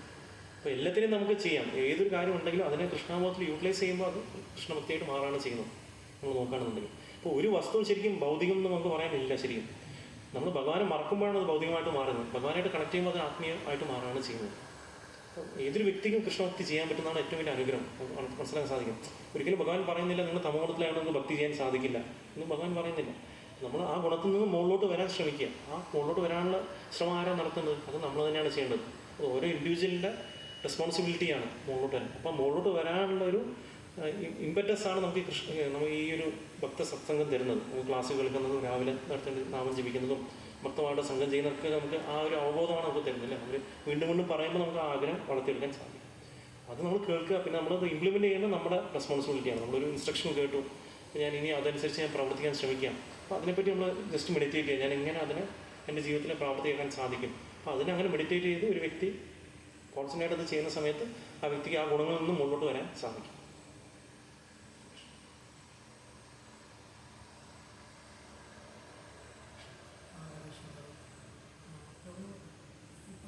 പ്രശ്നങ്ങൾ വരുമ്പോൾ നമ്മളതിനെ നേരിടുകയും പല ചില സമയത്ത് വലിയ വരുന്ന എന്തെങ്കിലും സംഭവങ്ങളുണ്ടാകുമ്പോൾ അതെങ്ങനെയാണ് നമുക്കത് അനുഗ്രഹമായിട്ട് എടുക്കാൻ പറ്റുന്നത്. ചിലപ്പോൾ നമുക്കത് ഫെയിലാവും അതിനെ കാണാനായിട്ട്. നല്ലൊരു ചോദ്യം ചോദിച്ചോളൂ. നമുക്ക് പുരാണങ്ങൾ വായിച്ച് പറയാൻ എളുപ്പമാണ്, പക്ഷെ നമ്മുടെ ലൈഫിൽ ആ ദുഃഖങ്ങൾ വരുമ്പോൾ എന്തുകൊണ്ടാണ് അങ്ങനെ അതിനെങ്ങനെ എടുക്കാൻ സാധിക്കുന്നതാണ് മനസ്സിലാക്കുക. അപ്പോൾ നമ്മൾ ആദ്യം മനസ്സിലാക്കേണ്ടത് ഒരു കാര്യം, അത് നമുക്ക് റിയലൈസ് ചെയ്യാൻ കുറച്ച് പാടാണ്. നമ്മുടെ ജീവിതത്തിൽ എന്തൊരവസ്ഥ വരുന്നതും ആക്ച്വലി നമ്മുടെ ഭക്തിയെ പ്രൊട്ടക്റ്റ് ചെയ്യാൻ വേണ്ടിയിട്ടാണെന്നുള്ള കാര്യം നമ്മൾ എപ്പോഴും ആ ഒരു ഫെയ്ത്ത് നമ്മൾ ഡെവലപ്പ് ചെയ്യാനുള്ള കാര്യമാണ്. നമ്മൾ ഏതൊരു അവസ്ഥ വന്നാലും ആക്ച്വലി അത് നമുക്ക് വരുന്നത് നമ്മുടെ ഭക്തിയെ നശിപ്പിക്കാനല്ല, ഭക്തിയെ കൂട്ടാനാണ്. ഒരു എക്സ്പെഷ്യലി ഒരു ഭക്തൻ്റെ കേസ് നമ്മൾ നോക്കുകയാണെന്നുണ്ടെങ്കിൽ, നമുക്ക് അങ്ങനെ എന്തെങ്കിലും സംഭവിക്കുകയാണെങ്കിൽ കൂടി നമ്മൾ അത് വരുന്നത് നമ്മളെ ഭക്തിയെ ഒന്നുകൂടി ദൃഢപ്പെടുത്താൻ വേണ്ടിയിട്ടാണ്, അതായത് റിമൈൻഡറായിട്ടാണ് വരുന്നുള്ള കാര്യം നമ്മൾ മനസ്സിലാക്കാനുള്ള കാര്യമാണ്. അപ്പോൾ നമ്മളെപ്പോഴും ഒരു പ്രശ്നത്തിനെ കാണുന്നത് നമ്മുടെ വീക്ഷണത്തിലൂടെയാണ് നമ്മൾ പലപ്പോഴും കാണുന്നത്. അപ്പോൾ അങ്ങനെ കാണുന്ന സമയത്ത് നമ്മളിപ്പോൾ കാണുന്നത്, നമ്മൾ ഇവിടെ നോക്കുമ്പോൾ നമുക്ക് ഇങ്ങനെ കാണാൻ സാധിക്കും. പക്ഷെ ഭഗവാൻ നോക്കുന്ന മോണെന്ന് നോക്കുമ്പോൾ എല്ലാ ആംഗിളിൽ നിന്നാണ് ഭഗവാൻ അതിനെ കാണുന്നത്. അപ്പോൾ നമുക്ക് ഇപ്പോഴത്തെ ഇത് വെച്ച് നോക്കുന്ന സമയത്ത് ചിലപ്പോൾ അതൊരു ദുഃഖമായിട്ട് തോന്നാമായിരിക്കാം. പക്ഷേ അൾട്ടിമേറ്റ്ലി നമുക്ക് ആ ഒരു സിറ്റുവേഷൻ ഭഗവാൻ തരുന്നത് ഈ ഒരു സിറ്റുവേഷനിലൂടെ ഈ വ്യക്തിക്ക് കൂടുതൽ ഭഗവാനത്തിൽ അറ്റാച്ച്മെൻറ്റ് തരാൻ വേണ്ടിയിട്ട് ആണ് ഉള്ള ആ ഒരു ബോധം, അല്ലെങ്കിൽ ഭഗവാനെ മറന്നിരിക്കുകയാണ്. അപ്പോൾ ഇദ്ദേഹം ഇപ്പം ജസ്റ്റ് ഒരു ഈസി ലൈഫായിട്ട് എടുത്തുകൊണ്ടിരിക്കുകയാണ്. അപ്പോൾ ഒരു റിമൈൻഡറായിട്ടാണ് ചിലപ്പോൾ ഭഗവാൻ നമുക്ക് അങ്ങനെ ഒരു അടി ചിലപ്പോൾ തരുന്നത്. അപ്പോൾ അങ്ങനെ അതിനെ നമുക്ക് മനസ്സിലാക്കണം. അപ്പോൾ അതിനെ നമുക്ക് മനസ്സിലാക്കണമെന്നുണ്ടെങ്കിൽ നമ്മളത് ശാസ്ത്ര ചക്ഷുവിലൂടെ നമുക്ക് കാണാൻ ശ്രമിക്കുകയാണ്, ശാസ്ത്രത്തിലൂടെ അതിനെ മനസ്സിലാക്കാൻ ശ്രമിക്കുകയാണ് കാര്യമാണ്. നമ്മളിപ്പോൾ എല്ലാം കാണുന്നത് നമ്മളെ ഇന്ദ്രിയങ്ങളനുസരിച്ചും നമ്മുടെ ചിന്താഗതി അനുസരിച്ചും, അല്ലെങ്കിൽ എനിക്കിതിൽ നിന്ന് എന്ത് കിട്ടും എന്നുള്ള ചിന്തയോടാണ് നമ്മൾ കാണുന്നത്. പക്ഷെ അതേ സമയത്ത് അത് ഭഗവാൻ നമുക്ക് തരുന്ന അനുഗ്രഹങ്ങളായിട്ട് കാണുന്നുണ്ടെങ്കിൽ നമ്മൾ അത് എന്താണ് ശാസ്ത്രങ്ങളിലൂടെ നമുക്ക് എങ്ങനെ മനസ്സിലാക്കാൻ സാധിക്കും. അല്ലെങ്കിൽ ഭഗവാൻ നമുക്ക് വെച്ചിരിക്കുന്നത് വേറൊരു കാര്യമാണ്, അല്ലെങ്കിൽ ഭഗവാൻ ഒരിക്കലും നമ്മുടെ ഭക്തിയെ നശിപ്പിക്കാനല്ല, ഭഗവാൻ നമ്മുടെ ഭക്തിയെ പ്രൊട്ടക്റ്റ് ചെയ്യാൻ വേണ്ടിയിട്ടാണ് ഇങ്ങനെ ഒരു മെറ്റീരിയൽ സിറ്റുവേഷൻ നമുക്ക് തന്നതെന്നുള്ള കാര്യം നമ്മൾ മനസ്സിലാക്കി ക്ഷമയോടെ നമ്മളത് പെർസിസ്റ്റൻ്റ് ആയിട്ട് തന്നെ കണ്ടിന്യൂ ചെയ്യുകയാണെന്നുണ്ടെങ്കിൽ നമുക്കത് കാലക്രമേണ നമുക്ക് ചിലപ്പോൾ നമ്മൾ തിരിഞ്ഞു നോക്കുമ്പോൾ നമുക്ക് മനസ്സിലാക്കാൻ സാധിക്കും, ഈ സിറ്റുവേഷൻ എനിക്ക് തന്നത് അന്ന് എൻ്റെ ഭക്തിയെ പ്രൊട്ടക്റ്റ് ചെയ്യാൻ വേണ്ടിയിട്ടാണ്. ഞാൻ ചിലപ്പോൾ അല്ലാന്നുണ്ടെങ്കിൽ ചിലപ്പോൾ ഭൗതികമായിട്ട് ഞാൻ പോയതിനെ രീതിയിൽ നമുക്ക് മനസ്സിലാക്കാൻ വേണ്ടിയിട്ടാണ്. അപ്പം ഇത് നമുക്ക് പ്രാക്ടിക്കലി റിയലൈസ് ചെയ്യണമെന്നുണ്ടെങ്കിൽ ചിലപ്പോൾ നമുക്ക് ആ സിറ്റുവേഷൻ വരുമ്പോഴേ നമുക്ക് മനസ്സിലാക്കാൻ സാധിക്കുള്ളൂ. പക്ഷേ ഇതാണ് ഞാൻ മനസ്സിലാക്കിയിട്ടുള്ളൊരു ഇതായിട്ട് നമുക്ക് കാണാൻ സാധിക്കും. അപ്പോൾ എപ്പോഴും നമുക്ക് ആ സിറ്റുവേഷൻ വരുമ്പോൾ സിറ്റുവേഷനെ ബ്ലെയിം ചെയ്യാതെ നമുക്ക് ഭഗവാൻ തന്നൊരു ഓപ്പർച്യൂണിറ്റി ആയിട്ട് അത് അറ്റ്ലീസ്റ്റ് നമ്മൾ തിയററ്റിക്കലി മനസ്സിലാക്കിയിട്ട് ഭഗവാനെ കൂടുതൽ നമ്മൾ ഡിപ്പെൻഡ് ചെയ്യാൻ ശ്രമിക്കുന്നതാണ് ഏറ്റവും ഉത്തമമായിട്ട് നമുക്ക് ചെയ്യാൻ പറ്റുന്നത്. അപ്പോൾ അത് നമ്മൾ അതിനുവേണ്ടി നമ്മൾ സ്ട്രൈവ് ചെയ്യുക അത് ചെയ്യാൻ വേണ്ടിയിട്ട്. ഇപ്പോൾ ഈവൻ നമ്മൾ മെൻ്റലി ഡൗൺ ആണെങ്കിൽ കൂടി നമ്മൾ അങ്ങനെ ഒരു സീരിയസ് ആയിട്ടുള്ള ഡിവോട്ടി എടുത്ത് നമ്മൾ ജസ്റ്റ് സംസാരിച്ച് അല്ലെങ്കിൽ സ്പിരിച്വൽ മാസ്റ്റർ ഇട്ട് നമ്മൾ ക്വസ്റ്റ്യൻ ചോദിച്ച് നമുക്ക് മെൻ്റലി അറ്റ്ലീസ്റ്റ് എങ്കിലും നമ്മൾ ആ സിറ്റുവേഷൻ ജസ്റ്റ് പ്രോപ്പർ ആക്കാൻ വേണ്ടി ശ്രമിക്കുക എന്നാണ്.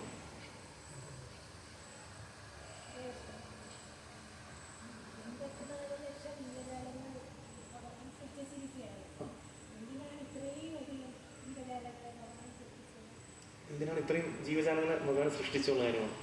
അപ്പോൾ നമ്മൾ നോക്കുകയാണെന്നുണ്ടെങ്കിൽ ഒരു ഭൗതിക ലോകത്തിൽ ഈ 84 ലക്ഷം യോനികൾ എന്ന് പറയുന്നത് ആക്ച്വലി നമ്മുടെ ഗുണങ്ങളനുസരിച്ചാണ് ഈ പല പല ജീവാത്മാ ആക്ച്വലി ഈ ശരീരങ്ങളുണ്ട് നമ്മൾ നോക്കുകയാണെന്നുണ്ടെങ്കിൽ. അപ്പോൾ നമ്മൾ നോക്കുകയാണെന്നുണ്ടെങ്കിൽ ഇതൊരു ഗ്രാജുവൽ എവല്യൂഷൻ പോലെയാണ് നമ്മൾ പറയുന്നത്. എവല്യൂഷൻ എന്ന് പറഞ്ഞാൽ ആക്ച്വലി ആദ്യം ഒരു ജീവാത്മാവെന്ന് പറയുന്നത് ചിലപ്പം ഒരു വെള്ളത്തിൽ വന്ന് ജനിക്കുന്നു, പിന്നെ കരയിലോട്ട് വരുന്നു. അങ്ങനെയാണ് ഇതിൻ്റെ ഒരു സിസ്റ്റം ഭഗവാൻ ക്രിയേറ്റ് ചെയ്തിരിക്കുന്നത്. അപ്പോൾ ഓരോ ജീവാത്മാക്കൾക്കും ഭഗവാനായിട്ടുള്ള ഒരു ഇൻഡിപെൻഡൻറ്റ് റിലേഷൻ ക്രിയേറ്റ് ചെയ്യാൻ സാധിക്കും എന്ന് നോക്കുകയാണെങ്കിൽ. പിന്നെ നമ്മൾ നോക്കുകയാണെന്നുണ്ടെങ്കിൽ ഓരോ നമ്മൾ ജീവാത്മാക്കളും ആസ്വദിക്കാൻ ആഗ്രഹിക്കുന്നുണ്ട്. പല രീതിയിലാണ് ഭഗവാനെ മറന്ന് പല രീതിയിലാണ് ഭഗവാനെ മറന്ന് ആസ്വദിക്കാൻ ശ്രമിക്കുന്നത് ജീവാത്മാക്കൾ. അപ്പോൾ ആ ആഗ്രഹം നിറവേറ്റാൻ വേണ്ടിയിട്ടാണ് അങ്ങനത്തെ ഒരു ശരീരം ഭഗവാൻ ക്രിയേറ്റ് ചെയ്യുന്നത് എന്ന് നോക്കുകയാണെന്നുണ്ടെങ്കിൽ. അപ്പോൾ ഭഗവാനെ മറന്ന ഒരു വ്യക്തിക്ക് ഒരുപാട് ഉറങ്ങണം എന്നുള്ള ചിന്തിക്കുന്ന ഒരു വ്യക്തിക്ക് ചിലപ്പോൾ അങ്ങനത്തെ ഒരു ശരീരം ഭഗവാൻ കൊടുക്കുകയായിരിക്കും. ഒരുപാട് ഭക്ഷണം കഴിക്കുന്ന വ്യക്തിക്ക് ഒരു ആനയുടെ ശരീരം കൊടുക്കുകയായിരിക്കും. അപ്പോൾ ആ ആഗ്രഹം അനുസരിച്ചാണ് ഒരു ശരീരം ഒരു ജീവാത്മാവിന് കിട്ടുന്നത്. അപ്പോൾ ഭഗവാൻ ഒരിക്കലും ആഗ്രഹിക്കുന്നില്ല നമ്മളെല്ലാവരും ഈ ഭൗതിക ലോകത്തിൽ വന്ന് ഇരിക്കണം എന്ന് ആഗ്രഹിക്കുന്നില്ല. നമുക്കറിയാം ഒരു ഒരു രാജ്യത്തിൽ ഒരിക്കലും ഗവൺമെൻറ് ആഗ്രഹിക്കുന്നില്ല ഒരു ജയിൽ വേണമെന്ന് ആഗ്രഹിക്കുന്നില്ല. പക്ഷേ ഗവൺമെൻറ്റിന് അറിയാം ജയിൽ കെട്ടണമെന്ന്. കാരണം എന്താണ്, കുറച്ച് ആൾക്കാർ എന്തായാലും ഗവൺമെൻറ് ധിക്കരിക്കുന്ന ആൾക്കാരുണ്ടാവും. അതുകൊണ്ടാണ് അങ്ങനെ ഒരു ജയിൽ ഈ ഒരു നമുക്ക് രാജ്യത്തുള്ളത്.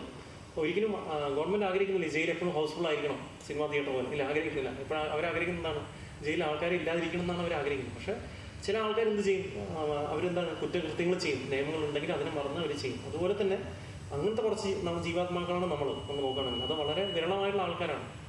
അപ്പം അങ്ങനത്തെ ജീവാത്മാക്കൾ അവർക്ക് ഒരു റിഫോർമേഷൻ എന്ന രീതിയിലാണ് നമുക്ക് ഇങ്ങനെ ഒരു ബോധിലോകം സൃഷ്ടിച്ച് ആ രീതിയിലുള്ള ഗുണങ്ങളനുസരിച്ചുള്ള ശരീരം ഏറ്റെടുത്ത് അവർക്ക് ഗ്രാജ്വലി അവർക്ക് ആ ഒരു ഓരോ ജീവവർഗങ്ങളിലൂടെ മനുഷ്യ ശരീരം നേടിയെടുക്കാൻ തന്നിരിക്കുന്നത്.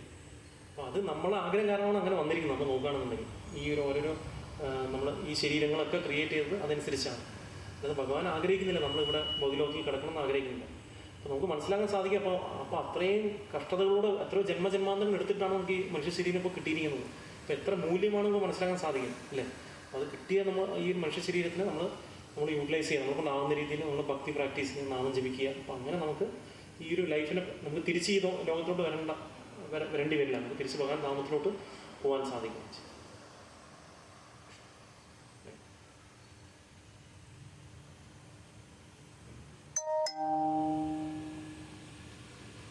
ഹരേ കൃഷ്ണ. ശ്രീമദ് ഭഗവത്ഗീത കി ജയ്. ശീല പ്രഭുപാദ കി. 1-2 അനൗൺസ്മെൻറ്റ്സ് ഉണ്ട്. നമുക്ക് അറിയാം, നമ്മളെ ഏറ്റവും വലിയ ഫെസ്റ്റിവലായിട്ടുള്ള ശ്രീകൃഷ്ണ ജന്മാഷ്ടമി ആഘോഷം നമ്മൾ കാത്തിരിക്കുകയാണ്. നമുക്ക് 24-ാം തീയതി വൈകുന്നേരം മുതലാണ് നമുക്ക് പ്രോഗ്രാം ഉള്ളത്. എല്ലാവർക്കും നോട്ടീസ് കിട്ടിയിട്ടുണ്ടാകുമെന്ന് പ്രതീക്ഷിക്കുന്നു. നമ്മൾ ഗ്രൂപ്പുകളിലൊക്കെ ഷെയർ ചെയ്തിട്ടുണ്ടായിരുന്നു. 24-ാം തീയതി വൈകുന്നേരം മുതലാണ് പ്രോഗ്രാം നമുക്ക് തുടങ്ങുന്നത്. 24-ാം തീയതി വൈകുന്നേരം, പിന്നെ 25-ാം തീയതി ഫുൾ ഡേ നമുക്ക് പ്രോഗ്രാം ഉണ്ട്. 26-ാം തീയതിയാണ് ശ്രീകൃഷ്ണ ജന്മാഷ്ടമി മെയിൻ. അപ്പം അന്നാണ് നമുക്ക് ഫാസ്റ്റിംഗ് എടുക്കേണ്ട ദിവസവും. 26-ാം തീയതി തിങ്കളാഴ്ചയാണ്. അപ്പോൾ നമുക്ക് ഈ പ്രാവശ്യം നമ്മളൊരു 3 ദിവസമായിട്ടാണ് അതിനെ സെലിബ്രേഷൻ ചെയ്യാൻ ആഗ്രഹിക്കുന്നത്. അപ്പോൾ നമുക്ക് 25-ാം തീയതി എന്ന ദിവസം അന്നേ ദിവസം നമ്മളൊരു പ്രഭുപാദ ദിനമായിട്ടാണ് അവർ കൺസിഡർ ചെയ്യുന്നത്. അപ്പം പ്രഭുപാദിനെ പറ്റി ഒരുപാട് ഗ്ലോറിഫിക്കേഷൻസ് ഒക്കെ ചെയ്യാൻ കുറച്ച് വിശിഷ്ട അതിഥികളൊക്കെ വരുന്നുണ്ട്. പുറത്തുനിന്നൊക്കെ കുറച്ച് പൊളിറ്റിക്കലായിട്ടുള്ള പേഴ്സൺസ് അങ്ങനത്തെ ആൾക്കാരൊക്കെ വരുന്നുണ്ട്. അതുകൂടാതെ തന്നെ നമുക്ക് ഒരുപാട് കൾച്ചറൽ പ്രോഗ്രാംസ്, കുട്ടികളുടെ ഡാൻസ്, ഡ്രാമ, അങ്ങനെ ഒരുപാട് പ്രോഗ്രാമുകളൊക്കെ നമുക്ക് ഇപ്രാവശ്യം വയ്ക്കുന്നുണ്ട്. പിന്നെ കീർത്തനങ്ങളും, പിന്നെ ജഗസാക്ഷി പ്രഭുവിൻ്റെ തന്നെ ഒരുപാട് ക്ലാസ്സുകൾ, ശ്രീമദ് ഭാഗവതത്തിൻ്റെ ദശമസ്കന്ധത്തിൻ്റെ ക്ലാസ്സുകളൊക്കെ ഒരു സീരീസായിട്ട്, അതായത് ശനിയാഴ്ച വൈകുന്നേരം, ഞായറാഴ്ച രാവിലെ, ഞായറാഴ്ച വൈകിട്ട്, അങ്ങനെ കണ്ടിന്യൂസ് ആയിട്ടുള്ള പ്രോഗ്രാമാണ്. അപ്പോൾ എല്ലാവരും വന്ന് പങ്കെടുക്കാം. നമ്മുടെ ഏറ്റവും വലിയ അനുഗ്രഹം എന്ന് പറഞ്ഞാൽ ഇവിടെയുള്ളവർക്ക് എല്ലാ ദിവസവും വന്ന് പങ്കെടുക്കാൻ സാധിക്കും. ദൂരെയുള്ള ആൾക്കാരെല്ലാം ചിന്തിക്കും ഞാൻ ശനിയാഴ്ച വരണോ, ഞായറാഴ്ച വരണോ, തിങ്കളാഴ്ച വരണോ ചിന്തിക്കും. പക്ഷേ നമ്മുടെ വലിയ അനുഗ്രഹമാണ് ഇവിടെ ഭക്തമാരുടെ സംഘത്തിൽ അമ്പലത്തിനടുത്ത് നിൽക്കാനുള്ള ഒരു അവസരം കിട്ടിയിരിക്കുന്നത്. അപ്പോൾ അതുകൊണ്ട് എല്ലാവരും വന്ന് പങ്കെടുക്കാം, ഫെസ്റ്റിവൽസിനൊക്കെ പങ്കെടുക്കാം, അവരെ കൊണ്ടാവുന്ന രീതിയിലുള്ള സേവനങ്ങൾ ചെയ്യാനുള്ള കാര്യം കൂടി ശ്രമിക്കുക. അപ്പോൾ 24-ാം തീയതി വൈകുന്നേരം മുതലേ പ്രോഗ്രാമുണ്ട്. പിന്നെ നമുക്ക് കലശാഭിഷേകം എന്ന അഭിഷേകം കൂടി ഇപ്രാവശ്യം നമുക്കുണ്ട്. അപ്പം ഈ കലശാഭിഷേകം കൊണ്ട് ഉദ്ദേശിക്കുന്ന 108 തീർത്ഥങ്ങളിൽ നിന്ന് കൃഷ്ണബലരാമന്മാർ നമുക്ക് പേഴ്സണലി അഭിഷേകം ചെയ്യാനുള്ള ഒരു അവസരമാണ് ഈ വർഷം നമുക്ക് ഒത്തു വന്നിരിക്കുന്നത്. അപ്പം അങ്ങനെ 1008 പേർക്ക് അഭിഷേകം ചെയ്യാനുള്ള ഒരു അവസരം ക്ഷേത്രം ഒരുക്കിയിരിക്കുകയാണ്. അപ്പോൾ ക്ഷേത്ര അധികാരികൾ ആഗ്രഹിക്കുന്നത് ഓരോ ഫാമിലി അറ്റ്ലീസ്റ്റ് ഒരു കലശാഭിഷേകങ്ങളും ചെയ്യാൻ ശ്രമിക്കുക എന്നൊരു റിക്വസ്റ്റ് അവർ പറഞ്ഞിട്ടുണ്ട്. അപ്പം അവരെ കൊണ്ടാവുന്ന രീതിയിൽ ആൾക്കാർക്ക് അത് കലശാഭിഷേകത്തിന് പേര് കൊടുക്കുന്ന പക്ഷം അവർക്ക് ഭഗവാനെ അഭിഷേകം ചെയ്യാനുള്ള അവസരം ഞായറാഴ്ചയാണ് അവർ പറഞ്ഞിരിക്കുന്നത്. അഭിഷേകം ചെയ്യാനുള്ള ആ ഒരു ഞായറാഴ്ച വൈകിട്ടായിരിക്കും അഭിഷേകം ഉണ്ടാകുമെന്നാണ് പറഞ്ഞിട്ടുള്ളത്. അപ്പോൾ ഇതാണ് ഇങ്ങനൊരു സേവനം കൂടി ഉണ്ട്. അതല്ലാതെ എന്ത് സേവനം നമുക്ക് ചെയ്യാം, ഏത് രീതിയിൽ നമുക്ക് മനസ്സുകൊണ്ടോ ശരീരം കൊണ്ടോ ഒക്കെ നമുക്ക് സേവനം ചെയ്യാനുള്ള അവസരമുണ്ട്. അല്ലാതെ നമുക്ക് അന്നദാനത്തിന് എന്ത് സേവനം കൊടുക്കണം അങ്ങനെയും ചെയ്യാം. അപ്പോൾ എന്തെങ്കിലും ചെറിയ രീതിയിൽ നമ്മൾ സേവനം ചെയ്യാനുള്ള കാര്യമാണ്. കാരണം ഭഗവാൻ അവതരിച്ച ദിവസങ്ങളിൽ നമ്മൾ നിസ്വാർത്ഥമായിട്ട് നമ്മൾ എന്തെങ്കിലും സേവനം ചെയ്യുകയാണെങ്കിൽ അതിന് നമുക്ക് ഒരുപാട് അനുഗ്രഹം നേടാനുള്ള ഒരു അവസരം കൂടിയാണ്. ഒരുപാട് സേവനങ്ങൾ നമുക്ക് ഉണ്ടാവും ഈ ഒരു ഫെസ്റ്റിവലിൽ. നമുക്ക് എസ്പെഷ്യലി നമുക്ക് കുക്കിങ്ങും, നമ്മൾ ഓൾമോസ്റ്റ് 7 നേരമാണ് പ്രസാദം നമ്മൾ സെർവ് ചെയ്യുന്നത് നമ്മൾ ഈ ശനിയാഴ്ച, ഞായറാഴ്ച, തിങ്കളാഴ്ച ദിവസങ്ങളിലൊക്കെ. അപ്പോൾ അതുകൊണ്ട് എല്ലാവരും അവരെ കൊണ്ടാവുന്ന രീതിയിലൊക്കെ വന്ന് പങ്കെടുക്കുക. ബാക്കി തിരക്കുകളൊക്കെ മാറ്റിവെച്ച് ഈ ഒരു 3 ദിവസം ഭഗവാന് വേണ്ടി മാറ്റിവെച്ച് ഭഗവാന്റെ ഭക്തമാരുടെ സന്തോഷത്തിന് വേണ്ടി നമ്മൾ സേവനം അനുഷ്ഠിക്കുക. അങ്ങനെ ചെയ്യുന്ന പക്ഷം നമുക്ക് ഒരുപാട് അനുഗ്രഹങ്ങളും ഒരുപാട് ഉത്സാഹം നമുക്ക് കിട്ടും. ബാക്കി ഭക്തി ചെയ്യാനുള്ള ഒരു അവസരമാണ് നമുക്ക്. അപ്പോൾ എല്ലാവരും വന്ന് പങ്കെടുക്കാം. 3 ദിവസം എല്ലാവരും വന്ന് പങ്കെടുക്കാം. ഹരേ കൃഷ്ണ. പിന്നെ ഇന്ന് നമുക്ക് പ്രസാദം വിലാസിനി കൃഷ്ണപ്രിയ മാതാജിയാണ് ചെയ്തിരിക്കുന്നത്. ഇപ്പം മാതാജിയും കുടുംബത്തിന് വേണ്ടി 3 തവണ ഹരേ കൃഷ്ണ എന്ന് പറയാം. ഹരേ കൃഷ്ണ ഹരേ കൃഷ്ണ കൃഷ്ണ കൃഷ്ണ ഹരേ ഹരേ, ഹരേ രാമ രാമ രാമ ഹരേ ഹരേ, ഹരേ കൃഷ്ണ കൃഷ്ണ കൃഷ്ണ ഹരേ ഹരേ, ഹരേ രാമ രാമ രാമ ഹരേ ഹരേ, ഹരേ കൃഷ്ണ കൃഷ്ണ കൃഷ്ണ ഹരേ ഹരേ, ഹരേ രാമ രാമ രാമ ഹരേ. താങ്ക് യു മാതാജി. പിന്നെ നമുക്ക് 27-ാം തീയതി നമുക്ക് ശീല പ്രഭുപാദിൻ്റെ ആവിർഭാവ ദിനമാണ്. അപ്പോൾ അന്നേ ദിവസം നമുക്ക് പ്രോഗ്രാം ഉണ്ടാവും. അതിൻ്റെ ഡീറ്റെയിൽസ് ഇതായിരിക്കും പോസ്റ്റായിട്ടൊന്നും ഇട്ടിട്ടില്ല. അപ്പോൾ മേ ബി വൈകുന്നേരമായിരിക്കും പ്രോഗ്രാം തോന്നുന്നത്. 27-ാം തീയതി എല്ലാ വർഷവും പോലെ നമുക്ക് ജന്മാഷ്ടമിയുടെ അടുത്ത ദിവസമാണ് ശീല പ്രഭുപാദ് അവതരിച്ച ദിവസം. അതും വളരെ വിശേഷപ്പെട്ട ദിവസമാണ് നമ്മുടെ അപേക്ഷിച്ച്. കാരണം നമുക്ക് ഈക്വലി ഇമ്പോർട്ടൻ്റ് ആണ്. കാരണം പ്രഭുപാദിലൂടെയാണ് നമുക്ക് എന്താണ് ഭക്തി എന്നും എന്താണ് ഭഗവാൻ കൃഷ്ണൻ എന്നൊക്കെ നമുക്ക് മനസ്സിലാക്കാൻ സാധിച്ചത്. അപ്പോൾ എല്ലാവരും അന്നേ ദിവസം കൂടി ഇല്ല. അത് പിന്നെ ഗ്രൂപ്പിലൊക്കെ നമ്മൾ ഷെയർ ചെയ്യും. 27-ാം തീയതിയുടെ പ്രോഗ്രാം എപ്പോഴാണെന്ന് നോക്കിയിട്ട് കൊണ്ടുവരുന്നതായിരിക്കും. അപ്പോൾ എല്ലാവരും ഒന്ന് 4 ദിവസം കൊണ്ട് പങ്കെടുക്കാം. ശനി, ഞായർ, തിങ്കൾ, ചൊവ്വ. പിന്നെ ബുധനാഴ്ച ഇവിടെ ക്ലാസ് ഉണ്ടാവും. ഹരേ കൃഷ്ണ ദിവസം ഹരേ കൃഷ്ണ.